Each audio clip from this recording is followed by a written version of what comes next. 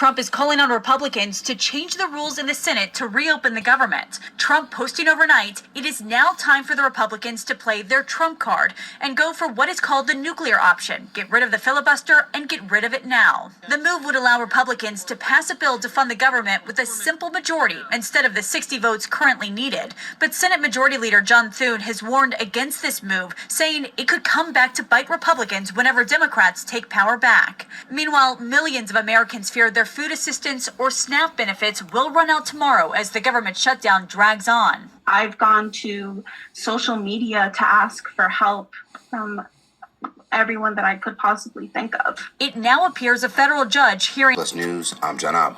And I'm still looking at my bank account like, but why isn't it cutting it? Why isn't it enough? I have to come to pantries, and sometimes I don't have, all the food that I needed, to provide for my family. What would it mean for you and your family if you don't get that money in November? For the recent viral conversation around food stamps and SNAP benefits, many credible news outlets have begun adding to the coverage, interviewing people who use government assistance amid programs being cut off due to the current government shutdown. CNN, who according to its mission wants to inform, engage, and empower the world and considers themselves as truth seekers and storytellers, is now being questioned if they are about telling the truth, or more so, how much of it do they tell. On Thursday, a video would be released across CNN's social pages of a black mom being interviewed about her struggles after not receiving her usual government assistance. The mother would even proceed to tell cameras that she felt like a failure despite having a college degree and working 40 hours a week.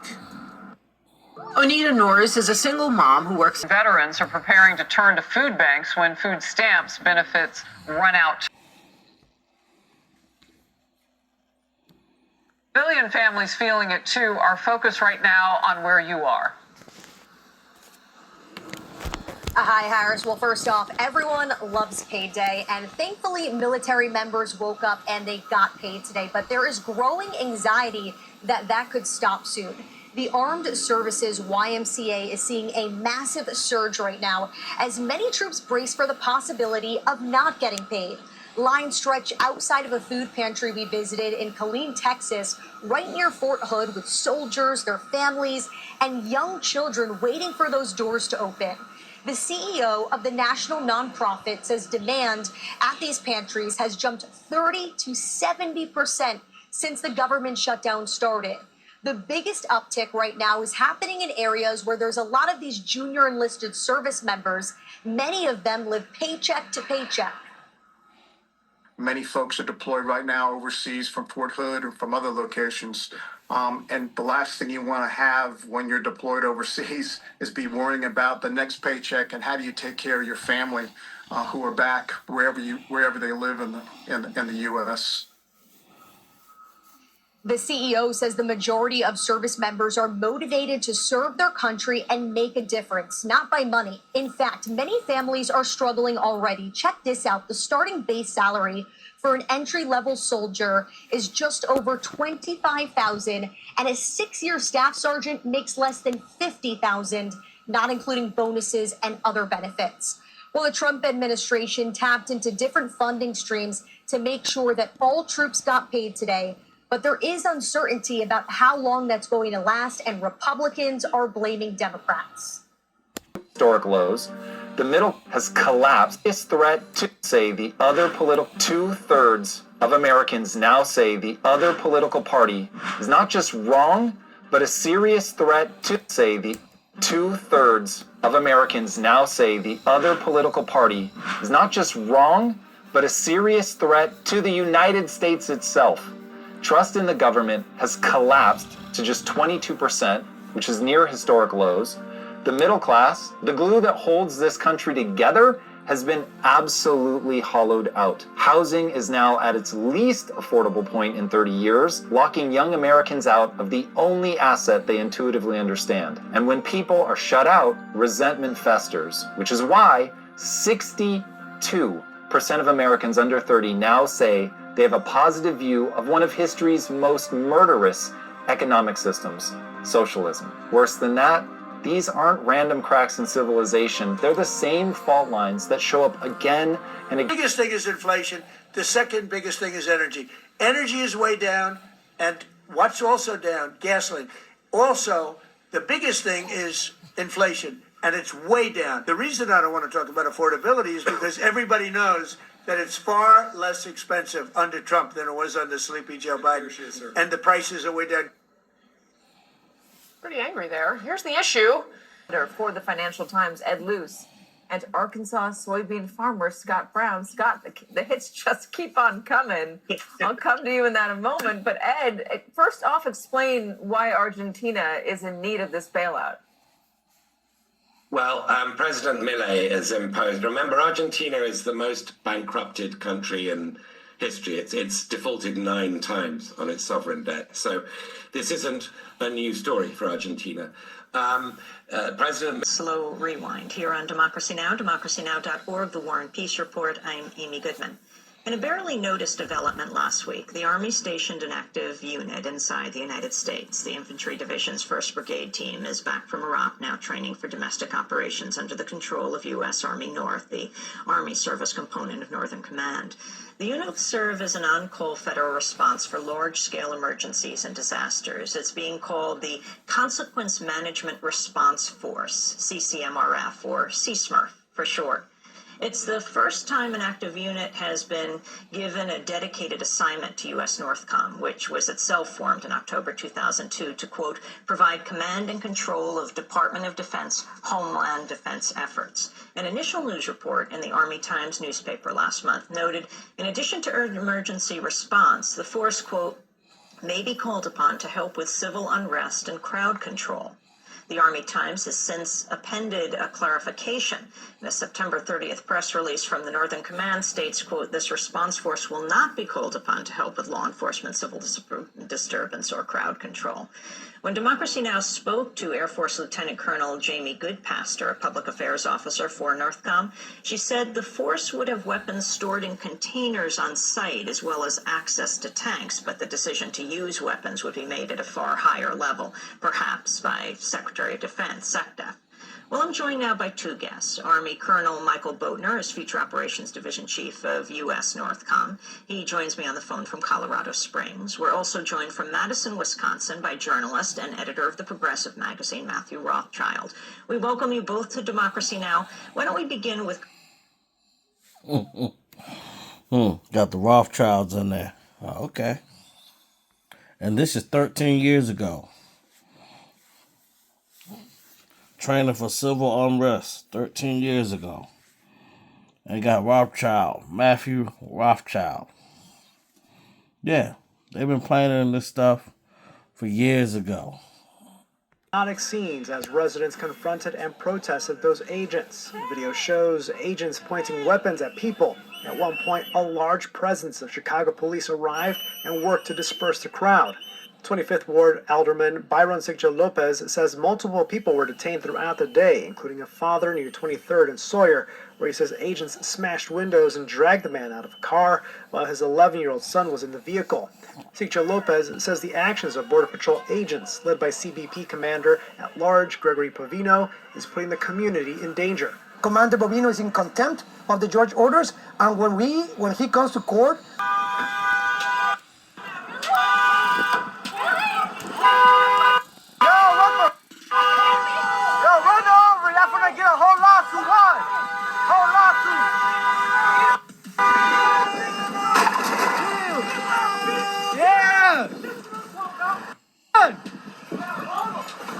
Look, hey, watch out with that weapon! That weapon! Yo, watch out! What's wrong with you? You hit it! You hit her! Yo! What's wrong? You hit her! You hit her! You guys hit her! You guys hit her! What's wrong with y'all? Y'all hit her? Y'all bust a whole U-turn in the middle of the street! Y'all hit her! Y'all on camera! Leave her alone! ICE agents who remain unwelcomed in the great city of Chicago crashed their car into Diane Figueroa's vehicle, then violently pulled her out and detained her for hours. Why? 5-alarm fire for Donald Trump and Republicans. The Republicans' high-cost House is on fire, and they've only got themselves to blame. as loudly and clearly as they could have. The American people said last night, enough is enough. Enough with Donald Trump's tariffs, which are overwhelmingly being paid for by working people and small businesses. Enough with Republicans' relentless attack on health care, where people are seeing their premiums go up by thousands of dollars, even each month, and they may have to be without health care altogether. Last night was a... See, a lot of people think that this stuff is going to keep going on. People think America just is going to be healed. America's done, man. It's going down the drain. The only people want to talk about is it being saved. And some people are just in denial, man. They know that this place is falling, man. Jamaica just had a bad storm. You got people coming back from Jamaica back into the United States. The Venezuela stuff is still going on. Y'all just looking, for this stuff to just go away. It's not going to go away, man. It's not. It's not going to go away. We got stuff right here that's 14 hours old, man. Basically yesterday. And this one, it says Trump to launch missiles attack on Venezuela when 4 carriers arrive. You see? You got Russia did something utterly. You got stuff with that going on. And I showed the connection with that Venezuela is connected with Russia. And people didn't want to really listen to that. This stuff is not going to stop. It's not. It's not going to stop. It's going to keep going and keep going. We just wait. Everybody just waiting for someone to make that move. Everybody waiting. See? This is 1 day ago. Russia moves missiles land in Venezuela. What does it say? America's backyard. No longer safe. See that? They got them in there. This is not a game. When it says in the Bible, you hear rumors about wars. Kingdoms against kingdoms. We're at that time. We're at that time. We're at that time, man. It's just a matter of time of when it happens.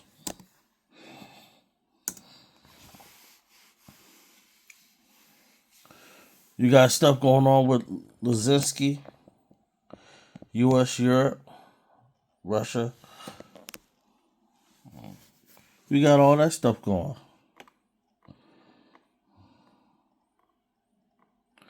You got all that stuff going. See, I'm trying to go back in time to show that this stuff with Venezuela and Russia been going on for a while.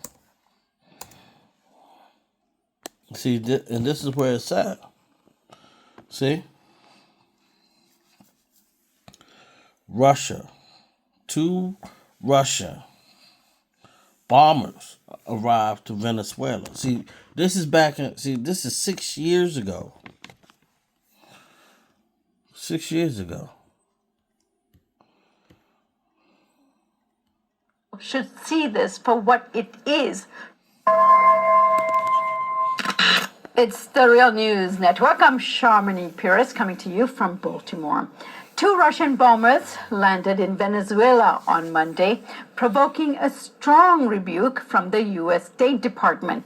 Secretary of State Mike Pompeo reacted by tweeting, Russia's government has sent bombers halfway around the world to Venezuela. The Russian and Venezuelan people should see this for what it is, 2 corrupt governments squandering public funds and squelching liberty and freedom while their people suffer, he wrote. Meanwhile, also on Monday, Venezuelan President Maduro accused the White House and National Security Advisor John Bolton in particular of being behind the failed assassination attempt against Maduro last August. Today I come out once again to denounce the plot set forth by the White House to destroy Venezuela's democracy, to assassinate me, and to impose a dictatorship in Venezuela. Mr. John Bolton has been assigned once again as the chief of a plot to fill Venezuela with violence and to seek a foreign military intervention, a coup. Then there was President Trump's threats against Venezuela. We have many options for Venezuela. And by the way, I'm not going to rule out a military option. We have many options for Venezuela, and the people are suffering, and they're dying. We have many options for Venezuela, including a possible military option if necessary. Tensions between Venezuela and the United States seem to be intensifying as Venezuela's economy continues to reel under the pressure of U.S. financial sanctions. The State Department has also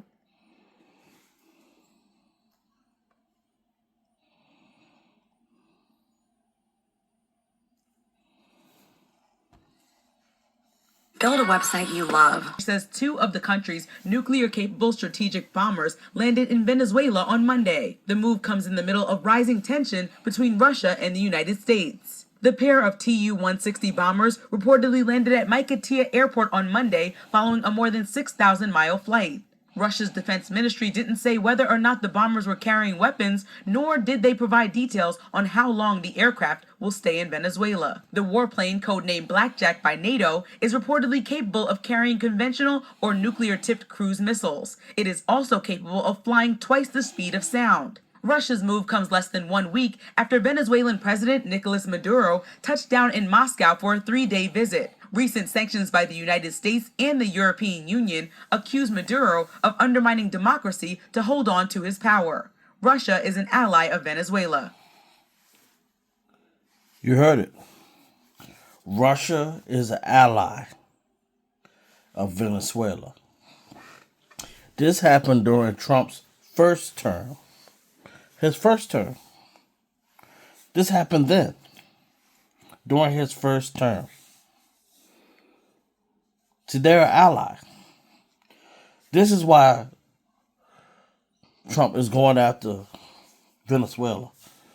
Because he's trying to cut the blood. You can't fly no jet unless you ain't got some type of gas. Gas, jet fuel, all that comes from oil. It's just refined different. Diesel, all that stuff. And you make plastic from it too. It's a lot of stuff that's made out of plastic. Toys, pipes, rubber hoses. They need that. And now you got China.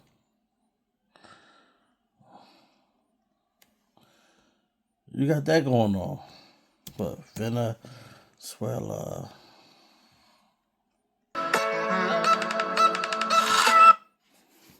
So these are all the top allies, as you can see, of Venezuela.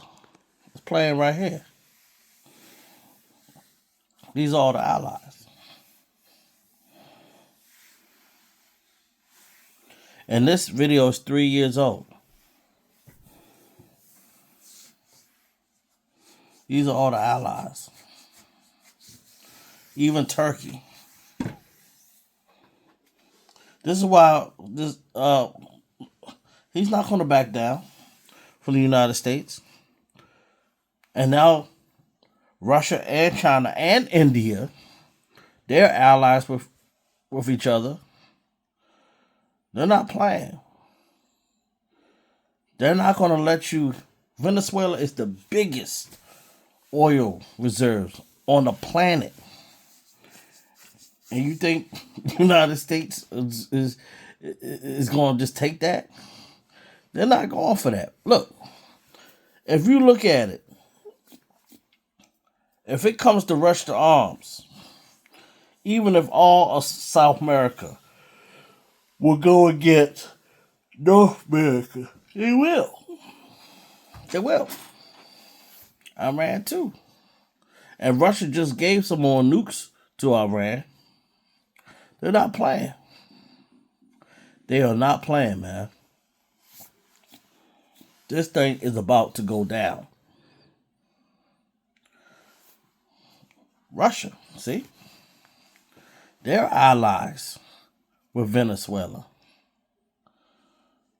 They're not going down. And China. This is, see, when they talk about World War III, yeah, this thing is about to get ugly. It's about to get ugly.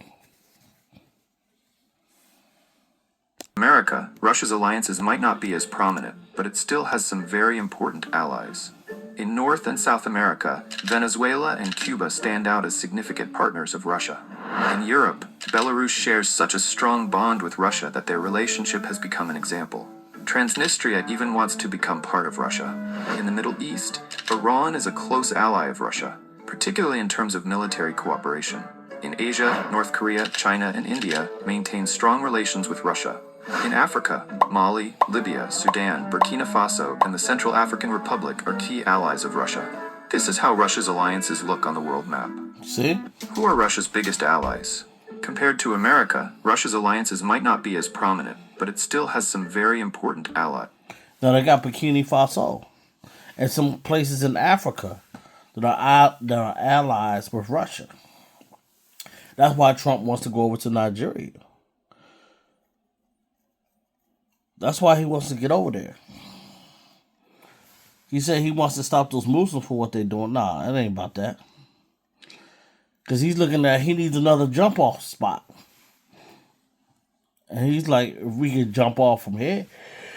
Let's look at Slovakia. Let's look at America allies.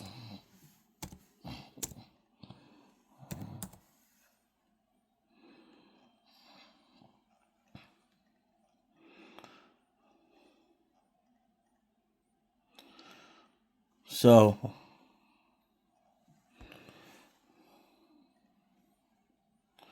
this is the American allies.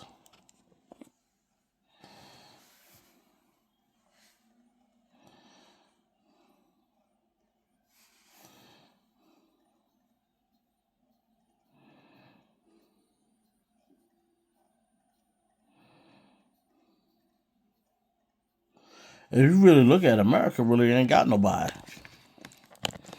America is really pretty much screwed. They really don't have anybody that's messing with them too tough. This is 5 months ago. Time to help people customize. Having great friends isn't just a social bonus. It's a necessity. The United States doesn't just roll solo on the global stage. It teams up with some of the strongest and smartest partners around. These alliances aren't just about handshakes and photo ops. They're about shared values, military muscle, and keeping the world safe, and sometimes weirdly entertaining.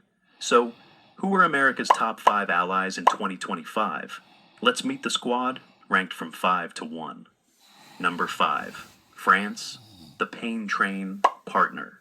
France might get a reputation for diplomacy with a dash of drama, but don't underestimate its military clout. With a modern army and global reach, France is a heavyweight ally. They're firm partners in NATO and tough on sanctions against adversaries like Russia. When France teams up with the US, they form what some call the pain train, a force ready to roll over threats to democracy and freedom. In 2025, France's alignment with US goals keeps it firmly in the top tier of allies. Number 4, Germany, Europe's strategic anchor. As Europe's largest economy and a NATO cornerstone, Germany is an indispensable ally for the U.S. in 2025. With increased defense spending, advanced tech development, and a leading role in European diplomacy, Germany is a stabilizing force in the Indo-Pacific region. Japan's cutting-edge technology and powerful navy are vital to keeping the Pacific balanced, especially as China makes waves. Hosting U.S. military bases and sharing democratic values, Japan is a linchpin in regional security. Some experts say Japan's importance in 2025 might even be a neighbor who always has your back.